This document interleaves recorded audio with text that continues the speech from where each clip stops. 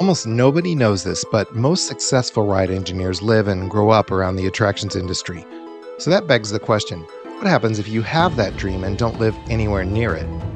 So if you've ever dreamed of designing roller coasters, water park rides, or full-blown theme park attractions, this video is for you. Meet Logan Q Brown, a man with answers. He's a mechanical engineer from Southern University in Baton Rouge, Louisiana, and I think it's safe to say that he lives nowhere near the attractions industry. But here's what makes him different. While he's forging his own path, he's also turning around and selflessly sharing how you can do it too. So this podcast is about Logan, but it's for you, the dreamers. We're sharing real networking strategies, safety insights, and insider tips to help you take your first step towards working as a professional in the attractions industry. You could be really missing out if you don't hear this. And you're going to meet a great guy, Logan Q Brown. Welcome to Controlled Chaos. We talk about how theme parks are created from first rendering to rope drop and beyond. We're different because our channel is made by people who actually make the magic. How you doing? My name is Logan Brown. I am a graduating senior in mechanical engineering at Southern University and A&M College in Baton Rouge, Louisiana. And you were telling me this is your second IAPA. And tell me what you're doing here and what's your goal. I mean, do you have a set plan, or are you just kind of taking in the sights? What's the agenda for you for IAPA 2024? Well, I'm here mainly for one reason, and for a graduating student that's interested in theme entertainment, the one main goal is to try to get into the industry. Everybody knows that it's kind of like a hard thing to do and try to get in, but I'm just here talking with a lot of the vendors and manufacturers of roller coaster rides, water rides, special effects, and just talking with them about their experiences, their products, and also about any open opportunities for a mechanical engineer like myself. Well, I feel like there's a lot of opportunities for mechanical engineers. And of course, that's the trick, though, is to get them to talk to you, because, I actually had some conversations about this where a lot of folks don't want to have to be the one to tell you no, so they don't want to talk at all. And that's kind of that hurdle that you have to get over. And I think there's some networking groups. Have you found any success that maybe you could pass on to other students so far? Yes. So within the theme park world, there are a lot of groups and organizations that you can be a part of. If you want to start locally, I would say try to see if your school has like a theme park, student theme park engineering group. Other than that, you can probably look up organizations such as ASTM. ASTM has a committee that it's based on amusement parks and attractions. It's ASTM F24. There's also... Now ASTM is a safety organization. Yes, correct. It is a safety organization that deals with the safety standards of amusement parks, of amusement rides and devices, but also students can utilize that, or any young professional or professional can utilize that organization to network and connect with engineers that are in the industry to kind of get, like a one-on-one, face-to-face conversation about like, hey, what are some of the things that you've done? What are some of the things that as a student that I can do to get into the industry? And also connect with them as part of a company, as part of recruitment. Right, and then TPED and TPEG, those are pretty common acronyms, but maybe someone is not familiar with those. Let's talk about what a TPEG organization is. What does it stand for? So TPEG is Theme Park Engineering Group, and the other one is Theme Park Engineering and Design? Yes. We're going to have to look that up, actually. I know one is Theme Park Engineering Group, and the other one is probably what you said, Theme Park Engineering and Design. Yeah. And so one is more artsy, which is not to say, we can laugh at art sometimes as a student, but in reality, it's the people who do the sets and the scenics and all the things you see when you go through the ride. The engineering part is the ride itself, the ride system. So the log that you go on through the log flume, the coaster, whatever ride vehicle they might use would be typically, and of course there's a lot of crossover. If you work, for example, Sally Corporation, they developed a lot of the rides, but they do the interactives, the shooting galleries. They bring in vendors, and they do the scenics, and they pull the whole project together too. So there's a lot of companies that do that, and of course Disney has engineers and designers and things like that. But I think the point is, if you're looking to get into the industry, a TPEG or a TPED group is a good place to look for at your university. They'll help you get connected. They bring in guest speakers, all sorts of things like that. Yes, sir. Yeah, they'll bring in panels of engineers, art designers, if there's some. Most of the time, they try to like bring in former alumni or former students of that college that have, done work at Disney, done work at Universal, many of the manufacturing companies that are out here, to where you can almost have a sense of familiar face in the industry, so as like you don't feel as much of an outsider when you come to an event like this. Is like, hey, I can go up to that person that I know from my school, and they can maybe talk about a way that I can get in or internship at that company, or they can point me into another lane where it's like, hey, you can go talk to this person, and just mention like, hey, I'm a student at X, Y, and Z university, and I know that your employer, which is Paul, he goes to the same university as I am, and he wants me to be, he wants me to introduce myself to you and ask you almost like similar questions, and just try to get that experience going. Yeah. So what was your experience at you call it Southern University, or it says Southern University A&M College? Is that the full name? So yeah, the crazy part is a lot of colleges like the Ohio State, they emphasize the. I don't know what it is, but I'm like, what, I'm gonna do the same. So the full name is the Southern University in Agriculture and Mechanical College, or you could just say SU, or you could say Southern University. What was the question again? I'm sorry. Just the full name of the university. Oh. Well, let's talk about the your experience with one of those. Did you have that TPEG organization at Southern, and how did that work for you? So no, unfortunately, we did not have a theme park group over at Southern. I was kind of like the only, outcast of my school that was maybe like a theme park junkie. Well, okay, I actually smell an opportunity here. What if you were the inaugural president of the TPEG group at Southern? That I think about that on a resume item. Yeah, I know. I mean, it is cool, but then at the same time, it's just when I was I'm still in school, but as I'm in school, I was also a part of like other extracurricular activities. If you look up Southern University's Human Jukebox Marching Band, we are, those a rather famous marching band, actually. Yeah. So, and the thing about it is, it was just the timing of me trying to create a theme park group like that. You don't have the resources yet. Yeah. Right. Exactly. So, honestly, with my career path, I just hope that when I present myself as a professional engineer, to my university, maybe one or other students can be like, hey, we have an opportunity to create a group, knowing that we can have support from a fellow alum. Yeah. Have you found any other opportunities for African American students also, in terms of having a leg up and getting into the industry at all? Well,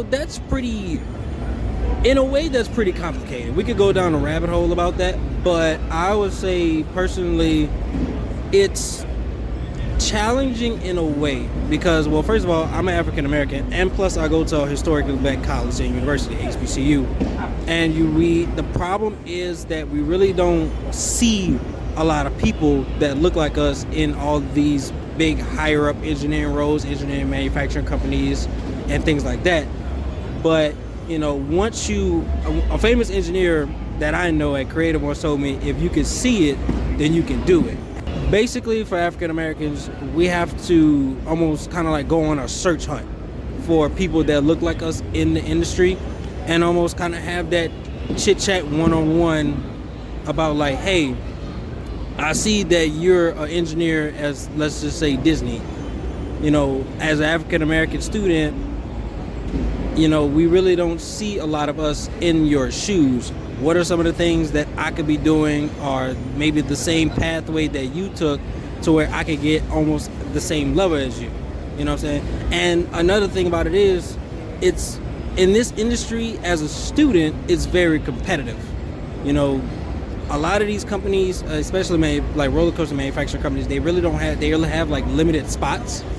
And you see a person coming from like a big power school, like, you know, Ohio State, Penn State, and you wonder, like, you know, can I be on that same competitive level as them? Not so much of knowledge, but as so much of like, okay, they don't really know my school, but they know a person. They know that Ohio State, they have like a big support of like their engineering group, and and they have a big alumni group. At least with Columbus, for example, or University of Cincinnati, they're close to a theme park, Kings Island. Right. And so that makes it easier. There's a little bit of an industry there. If you go to UCF, there's a bunch of former Imagineers that speak regularly. And then also to speak to the fact of like places like Ohio State, places like UCF, you're around that theme park environment. From where I'm from in Louisiana, we really don't have theme parks. I mean, we had one, which was Six Flags of New Orleans, which got destroyed by Katrina, sadly. But other than that, I mean, we have like, you know, family entertainment centers, recreational parks, but not so much of a big theme park whole of like, you know, professionals or just like opportunities in that aspect. Yeah, and of course there's rumors of that coming back, but even so, it helps to be where it is. And then, but that also speaks to the fact that everything doesn't have to be a theme park. There's water parks, there's family entertainment center. I mean, there's farms that do agribusiness where you go out there and you have a fun time with your family, do a hayride and go through a corn maze and throw axes, whatever else they do out there, and that's a great time. But the point is that someone has to invent that experience, and so it doesn't have to be a Disney World to be an interesting and fulfilling career, I think. Right. So, I mean, for example, for what I did, trying to get into the industry at first, I was, you know, I had an idea of like, okay, what can I do? Like I said in the beginning, what can I do locally to try to get my foot in the door? So a lot of times or around the year in Louisiana, we have, you know, fairs and festivals that come around. And I looked at, you know, a lot of the amusement rides and I'm like, okay, well, somebody has to make sure that these rides are safe. Somebody has to go out and inspect them. So what I did my research and found out that my local fire marshal's office, they send deputies out that are like NARSO and AIM certified, which is another organization that deals with like amusement ride safety. They send out their deputies and third-party inspectors to come and check out the rides. Well, so from what I did, I went out with some deputies that did inspections, and they was like, hey, we see that, you know, you're an engineering student, you really want to get behind this as a career, why don't you go check out these other organizations and put your name out there, go do some work for them, even though it might be volunteer work. I mean, it's still good work, but, you know, try to get your name out there, be in their face, let them know you, and that, you know, maybe when the opportunity comes up and they know that you're a bright engineer with all the work that you're doing, they can, hey, give you a phone call and be like, hey, Logan, how you doing? What are you doing? You have nothing going on? Hey, look, I got a job for you. Yeah. Easily, simple like that. Well, and it's, you know, if they like you and they know you can do the work, and they know you want to do the work. Exactly. Those three things are big, powerful things. I want to talk to you actually about the Themed Attraction Student Showcase, because you may not know about this. What we've actually done is at themedattraction.com, we recognize a problem where that a lot of companies don't want to talk to students because they have to tell them no, and they don't want to have to do that. It puts pressure on them that they're going to be hounded from now until eternity if they even talk to you. And of course there are a limited number of spots, but there are always opportunities because people are retiring and they move on, they switch careers for various reasons, or they just have to move. So people need people, companies need people.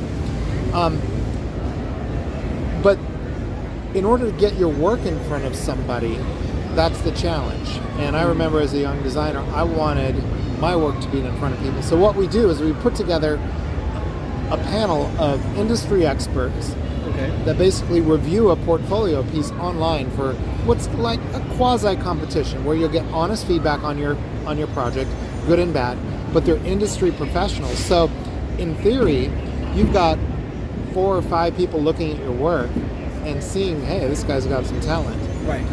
But it's not a job interview, but they're still looking at you. And so if they like you, you're getting to know them. They can see a little bit of your personality because there's a Zoom call where we have a little bit of feedback.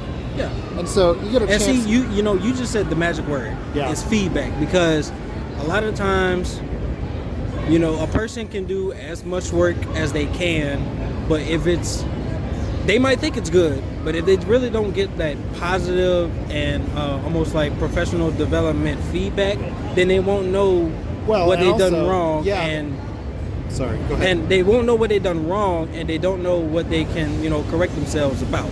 Right.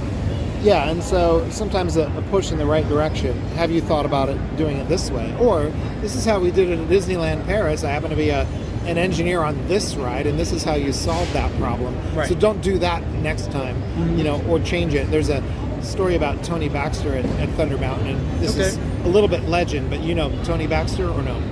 No. Okay, really. so he was the senior vice president at Disney Imagineering, but he didn't start out that way. He had an interview in Glendale, California, and he wanted to be an Imagineer. They said, you can't be a designer, but you know what, you make pretty good models, so why don't you come work in the model shop? And so, these guys would come by, and these were Walt Disney's 9 old men, and just say, oh, this is all wrong, your track layout's all wrong, it's got to be this gauge, or, this load station needs to be this wide. And so every time he would actually take this information and change his model. Until pretty soon, right, he's got it right, and then when they're looking for a concept, it becomes eventually Big Thunder Mountain Railroad. Right. And I think that's part of it, just taking advice from those folks. But in order to get your work in front of them, it really helps to have a platform like, well, there's Next Gen Showcase as well over in Europe. Next Gen, and then also like here, I know there's like the Toronto Metropolitan Theme Park Ride Design Competition. There's like a separate ride design competition that they have in a partnership with Ohio State Site. Students in theme park in theme entertainment. I think that's what that's called. There's a whole plethora of opportunities to go. And I know it's like as a person, you can't really go to every single one, but doing, even at one least, or at least some, one, helps. It can't hurt anyway. Right, it's just all about really just getting the experience, getting your foot in the door, and just getting to know a lot of people. And the other thing I think we could say is join the TEA. There's TEA chapters. It's the Themed Entertainment Association chapters are popping up all over the place. And there's one on the East Coast that meets regularly, one on the West Coast. Probably not one in Louisiana yet. But that's worth looking into, especially if you're in the Central Florida area or in California. They have some in the Northeast as well. Yes, sir. All right. Well, tell me about your story a little bit. What inspired you to become part of this industry? Because obviously something was a spark.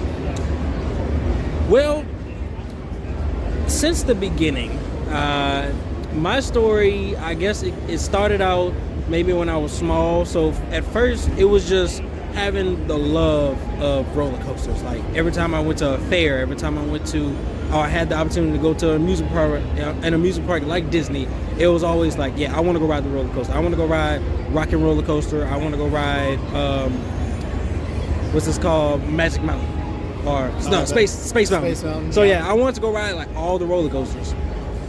And when it came down to the summer before my senior year of high school, me and my family went on a trip to Dollywood, and I rode, Thunderhead. I rode Wild Eagle. I rode the train ride. I think it's called the Train Express ride. It was Big Thunder Mountain Railroad. Is that the one? Or the No. Dollywood. Okay. Fire Chaser Express. Fire Chaser. Yeah. And then Hole in the Wall and things like that. Before Lightning Rod ever got there.